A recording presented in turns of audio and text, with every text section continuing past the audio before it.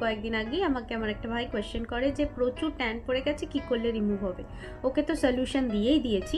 তো আমি ভাবলাম প্রত্যেকেরই ট্যানের সমস্যা হয়, কেননা সবাইকে আনসারটা দিই। তো ট্যান যদি অলরেডি পড়ে গেছে তাহলে ট্যান রিমুভ করার জন্য দুটো প্যাক ইউজ করতে পারেন। নাম্বার 1, বেসনের সঙ্গে টক দই মিশিয়ে ভালো করে একটা পেস্ট বানিয়ে মুখে লাগিয়ে রাখুন।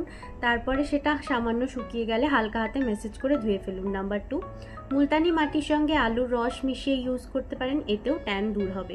এছাড়াও বাইরে বেরোলে অতি অবশ্যই সানস্ক্রিন ইউজ করুন, যাতে SPF 50 অ্যান্ড PA+++ থাকে।